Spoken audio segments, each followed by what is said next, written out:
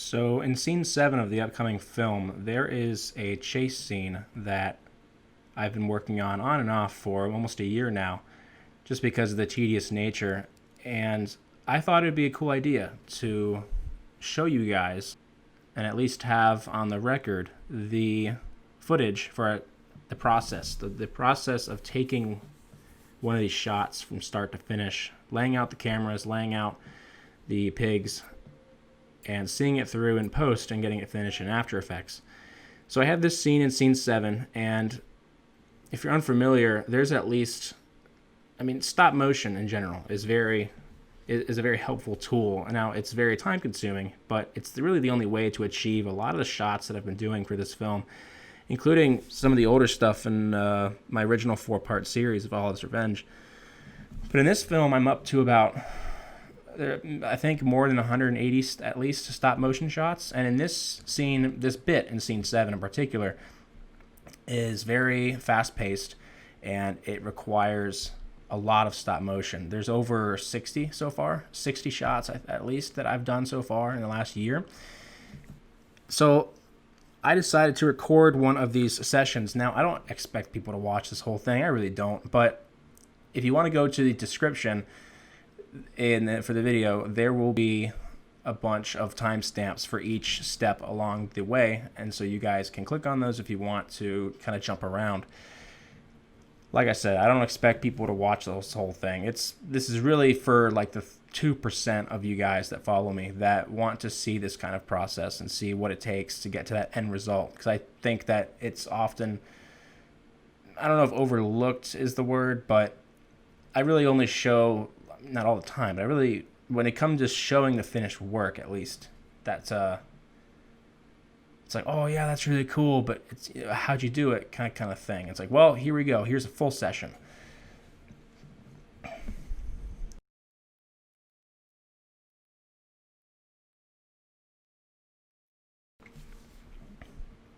So there will be timestamps, as I said, in the description, and I will provide some commentary at the beginning of each step, so you can just get all the commentary you want, just going from one timestamp to another.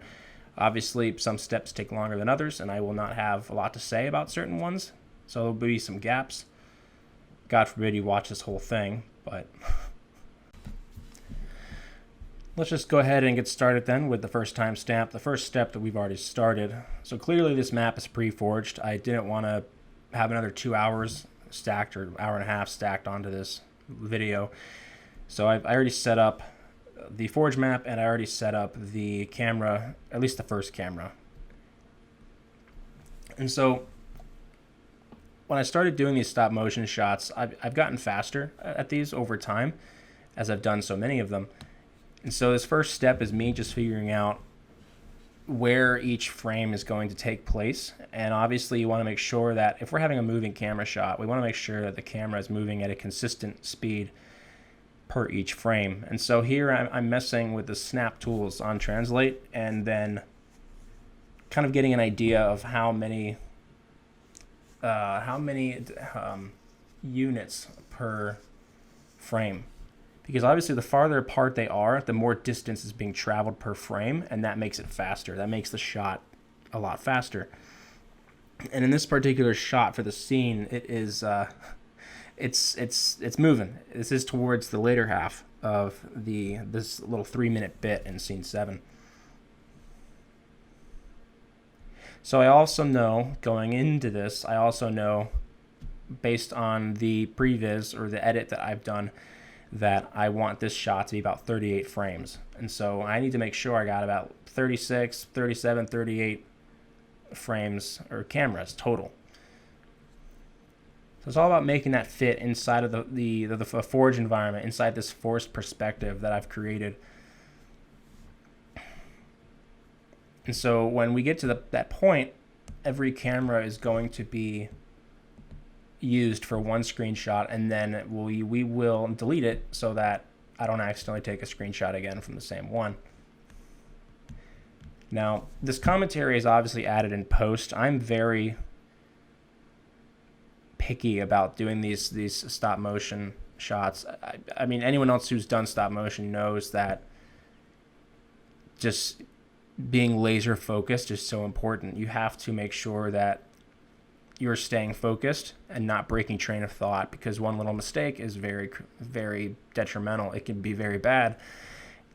And this commentary is obviously, as I said, I'm recording this after doing all this footage, and I actually make a few mistakes. So if you catch those along the way, you will be able to see those if you can catch them, I guess. And then we'll talk about what I ended up doing in post and how I ended up handling those. But there are a lot of these shots that I've done that are just, some of them I'm like, let's do a sweeping shot where the camera's doing this and focused on on Oliver, whatever. And I'm trying to do all these cool different angles and different takes. There are obviously some shots are easier than others. There's one in this sequence that altogether it's like 34 frames. It's not even 2 seconds, and it was like 5.5 to 6 hours of time to get it right. I'm just like, this is the level of commitment here that I want to put into it. I want to create something crazy here. And so far, it's shaping up really well. I would really want to show you guys what I have so far, but there are some heavy spoilers that I've already filmed in this, so I obviously don't want to show that. So yes, cameras. Figuring out camera placement. Now, sometimes if the pig is in the same spot of the frame and the same distance compared to the camera, then I won't lay out all these cameras. I have one shot in this bit that was kind of easier. It was a breath of fresh air where I just parented the camera onto the pig and then was moving the pig for every shot, or every frame for the shot. Some shots are easier than others and some are harder than others. It just depends on the mood that I'm in that day. Because some days I'll put in the work, some days I won't. But this is where I try to make sure that I am spreading this work out. Like, I started this sequence, the first stop motion shot for this sequence was done like a year and a half ago, just because I like to bounce around. I like to do things in different, just like today I feel like working on this. Okay, let's work on that. And that is really helpful. Instead of just doing this whole thing in one linear shot, that would just kill me. I think that's all I have to say about this first timestamp.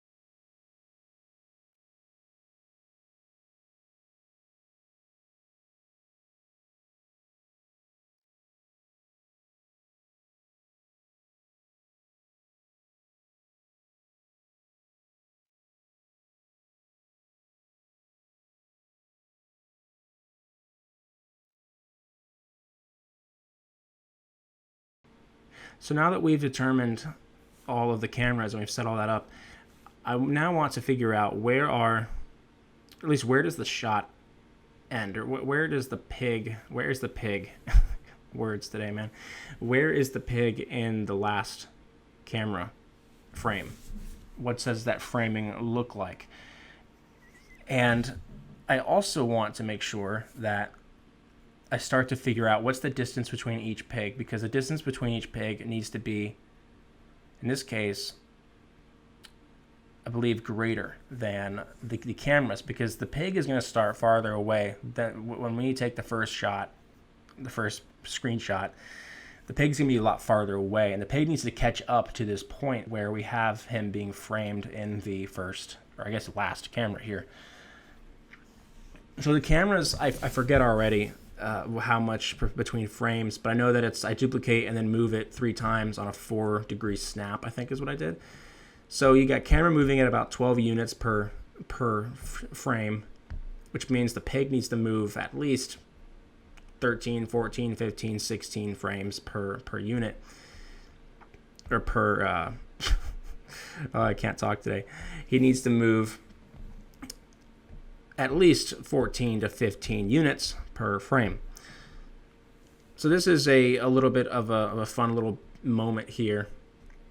I'm just kind of testing out, okay, where is he on this last camera? Now let's position a few more and then take a look at where is he on like the 5th to last camera. Really getting a really good idea of the spacing between each pig and making sure that that is consistent, because if it's not consistent, it gets very jittery in the final cut when you put them all together.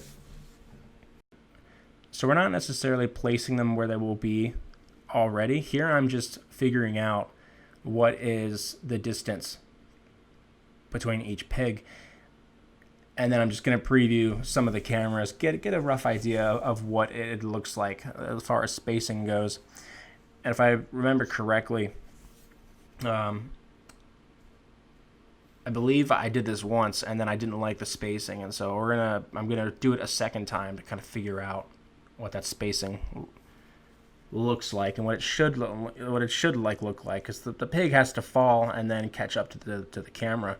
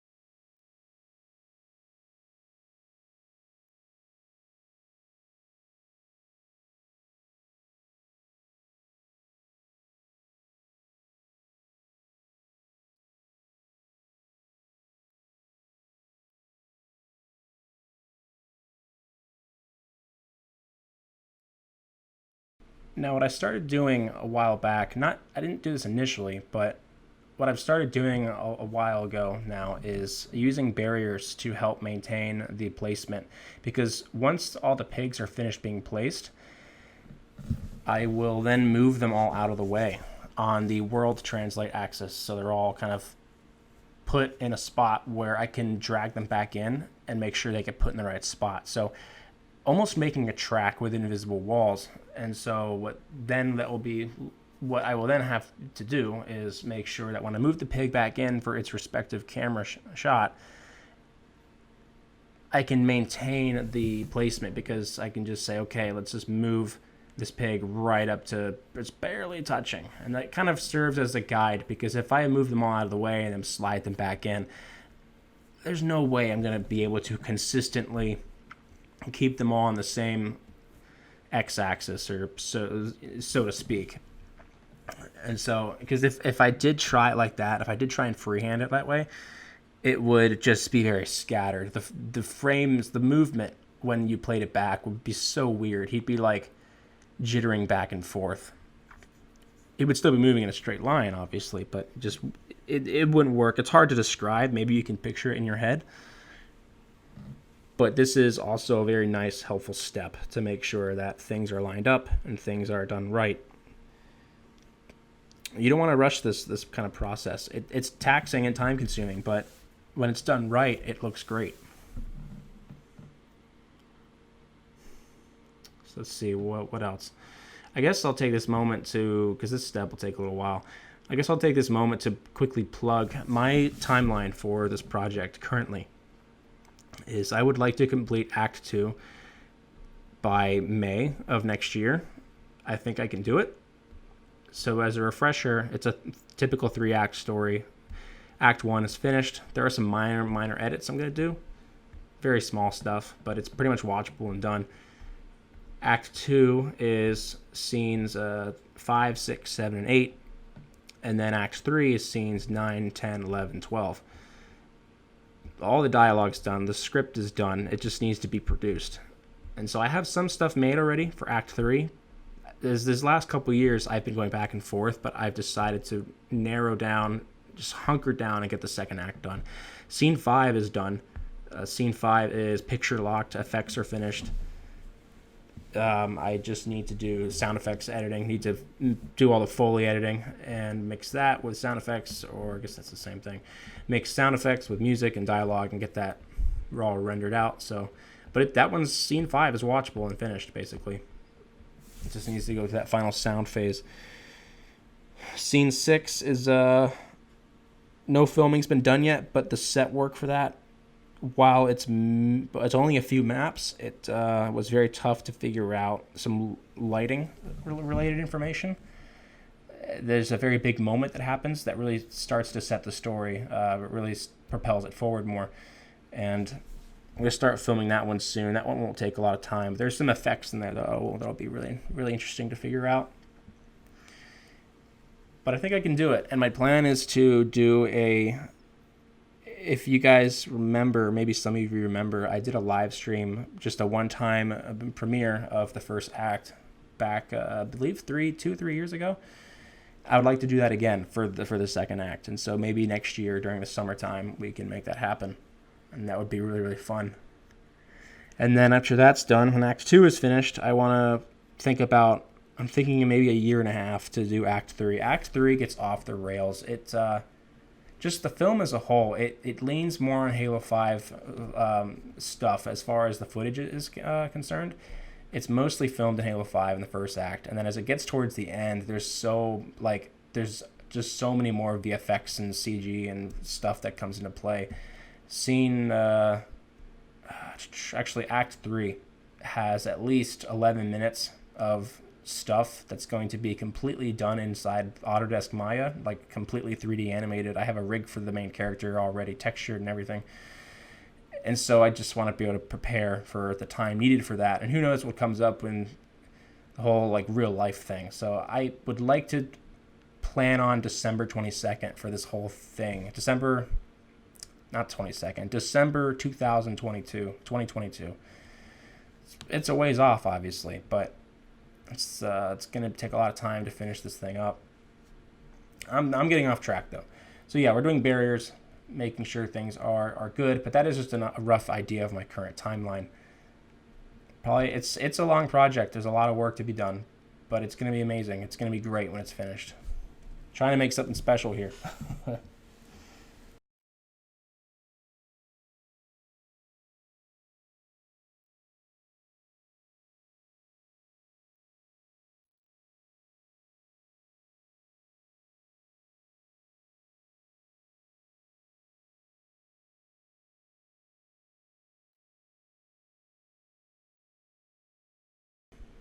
This is the part where I go back to the pigs now, and I make sure that we move each one to the position that it needs to be in.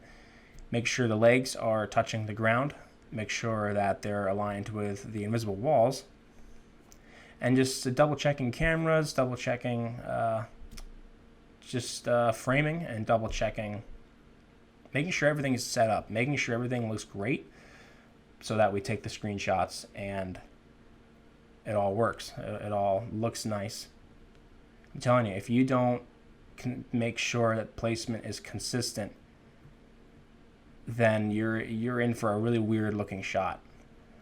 Now, there are some shots where, say, you need something to slow down or speed up. That is, I have a few of those at least.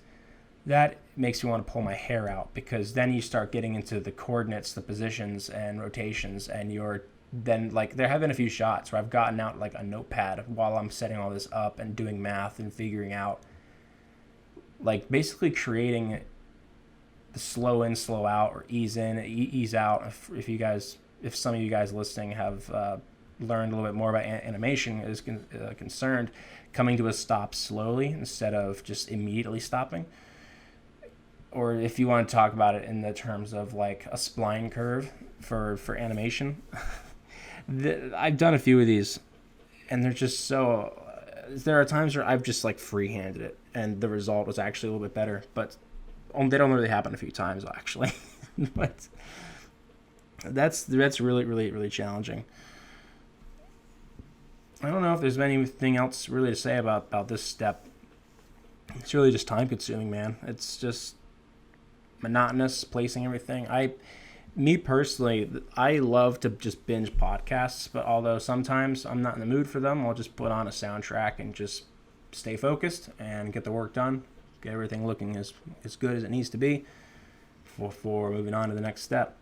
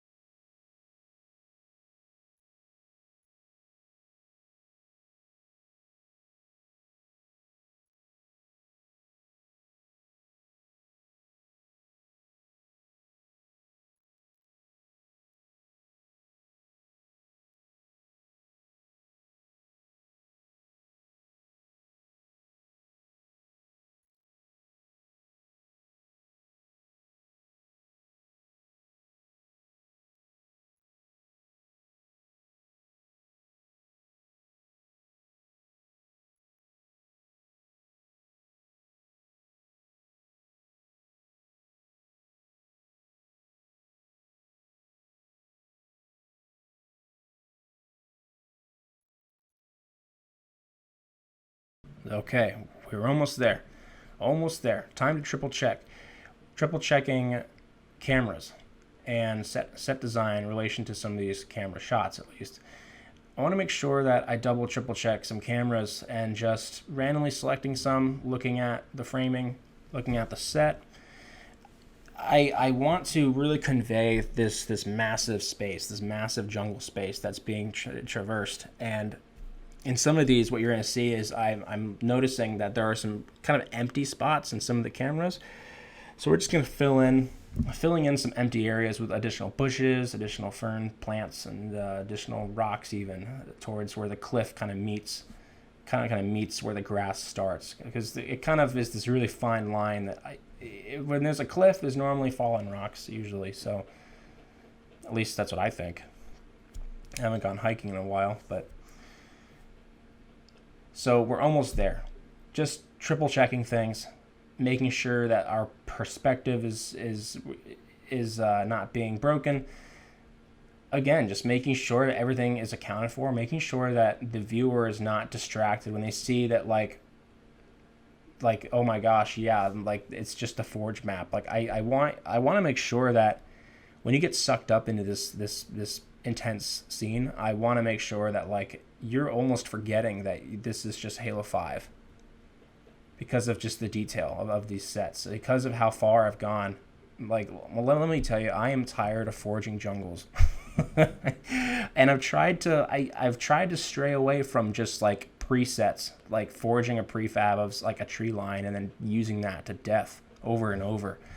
I'm trying to make sure that almost every set is like unique and that almost everything is hand placed. There are some exceptions where some palm tree groups are shoved into the ground, and then I'll make some small groups of fern plants and then kind of ungroup them and kind of turn things and scatter things a little bit. But I'm really trying to do everything by hand here, making sure that it's not lazy. And I think the payoff is going to be great. I've always been, I'm kind of straying here, but I have the time to do it. So I've always kind of never been interested in any machinimas where they just use the normal maps. Now I get it, Halo 3, you were kind of not trapped, but there wasn't much that you could do with the forge. What, you take some space crates, lock them down with teleporter frames, and then you have a little base. Like, yeah, you could do that, or then I guess make bases in Foundry and Sandbox. But even then, even in current day, I don't see a lot of, and I'm sure they exist. I'm not trying to bash everybody here, but I don't see a lot of machinimas where they really take the time to create sets and they create a whole different space. This whole film that I'm making is entirely forged. I don't think I have any sets that are in an actual multiplayer map. And there's something to be said about that. I think that it's harder to get sucked in when you're just looking at maps that you play on all the time and you're reminded that this is a multiplayer shooter. Whereas if you really take the time to customize all these sets and you build the world that has the story that you're trying to tell, it's just going to be that much more powerful. That and the script writing. I mean, here's where Red versus Blue, the classic go-to. They have scripts that are good enough where they can just get by, right? Of course, they didn't really have a choice back in Halo 1, but I'm just trying to make sure that everything looks great. Make sure there are no dead areas, no spaces where there are just like nothing but land. I have at least 30 jungle maps related to Act 2 already, and it's just stacking up. I'm so tired of it. There's actually a point last year where I was working overtime for like 6 or 7 months straight, and I ended up paying somebody because I would get home and be like, okay, let's try and work on a shot, and then I would forge an environment and then have to go to bed because that's all the time I had, and I'm just like looking at like 1 week span of time and thinking, oh my gosh, a week has passed and I've gotten like 2 or 3 seconds done because all I could do is forge the set and take the shot. So there was a time where I actually paid a few people to help me forge some of the scenes. I've gotten about 4 or 5 sets made for me for this sequence, which is a big help. But it's still largely me just forging everything.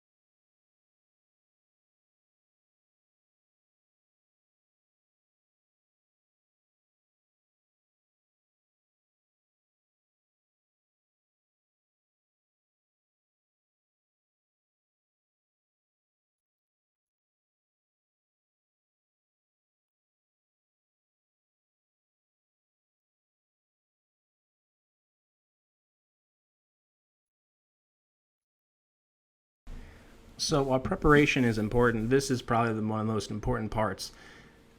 We're moving all the pigs. We're going to start taking the screenshots. This is where no one can bug me. This is I actually there was a time where one of my cats like rubbed up against like my leg at one point. I picked her up and kind of pet her for a moment, and then I went back and kept going. And when I had put all the screenshots in After Effects and reviewed it, I had made a mistake because train of thought was just kind of derailed for a moment. I mean, it's so, for me, maybe it's easier for other people, but for me, I just cannot be like interrupted. If I'm interrupted, I like stop and take a note and like write down where I was. Now I will also save this as a different map as well. You're going to see that here as well. I will save it as a different map because I'll save as I go along. There are some bits where taking all the screenshots was like 80 frames, 100 frames, and I would hate to be like 50 or 60 in, and for whatever reason you're disconnected and you have you're put back to like the main menu of Halo 5, and it's like no. So I will, once I start, I will save the map as a different name, and if I need to restart, I'll pull up the original set with all the pigs placed, and I can just have like a fresh start. Now, also, what's super important is when I go to move all these pigs, I want to make sure that I switch to world axis, because if I switch to object axis, I mean, I guess you could do it that way, but I just want to make sure that all the pigs, when they're moved out and out of the way, they're all lined up and all like next to each other. If I do object axis, that could, depending on the action, like there's one shot where he kind of rolls around a bit, that would just be crazy. They wouldn't move in the spot that you need them to move. But this is the part where I cannot be interrupted, and I'm just taking the screenshots. Now, the way that I do it, as far as transferring over, is I have set up a USB drive that I plug in, and I just simply hit the Xbox button and press Y to take a screenshot. You preview the camera, you take the screenshot, and that's it. Rinse and repeat. I also make sure that I delete the camera every time so that I'm not confused when I come back. It's so important to do everything in the same order every time. And as I said earlier in the commentary, I actually mess up at one point without knowing it until later. And again, we'll see what that looks like in post when we get there.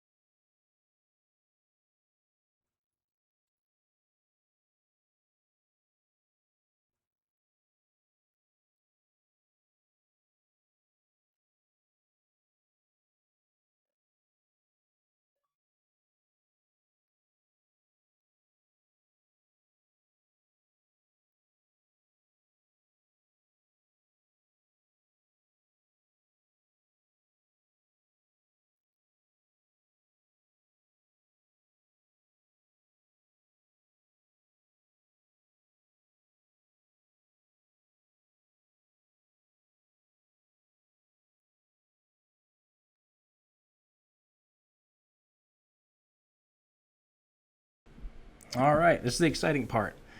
We have all our screenshots. We take our USB drive, smash it into the computer, and then we go ahead and open up our project folder. And you can see here on the left, I've created inside of this bit in scene 7, I have all these folders for these stop motion shots. Now, After Effects, there are other programs out there that can do it, but After Effects, the way that I end up doing it is I have to rename all these screenshots into a sequence. So you can select all of them and hit F2, and that lets you do a batch, like a batch rename. And so I'll just type in SM for stop motion underscore 0 and then put whatever number it is. It's so important to keep all this stuff organized. I'll rename all the screenshots, drop them in the right folder, that is, and I'll also kind of scrub through the arrow keys, just kind of take a look, make sure that they're all lined up right. And then once that's good, I will throw them into After Effects and then start the editing.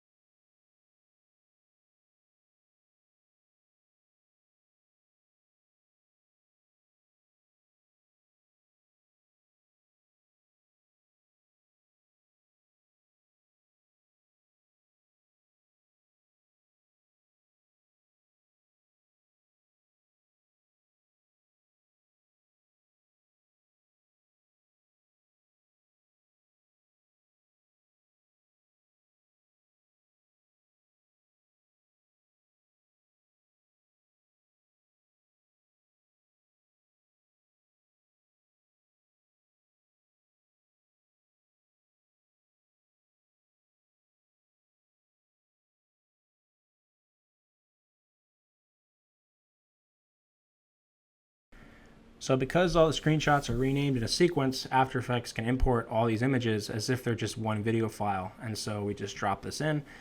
And here's where I start to take a look at it. And I notice that I believe what happened was I forgot to, or I took 2 screenshots from the same camera. And there's also another error where I forgot to move, I actually skipped one of the pigs in the sequence. And so there is a jump, but fortunately it's farther back. So it's hard, it's so hard to notice when you play it back. This is where when I moved all the pigs out of the shot off to the left, one of them was hidden inside one of the trees. I missed it completely. So really dumb mistake on my end.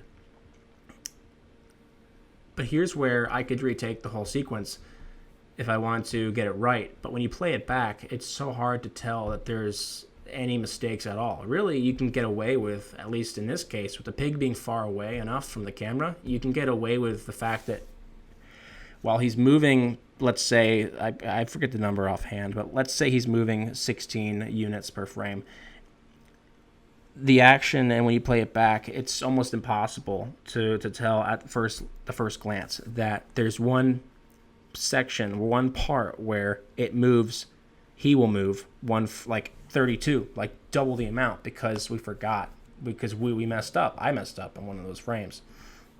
So he's jumping 16 units, say, per frame, and there's one where he jumps 32 because I forgot. I messed up. But hey, you know what? I could fix it, or by looking at it and say, I think it's fine, I can make that call. And I'm not sure which I'm going to do yet. I might go back and retake it. It doesn't take that long. This one's not that difficult to do, but fortunately it works, and that's good.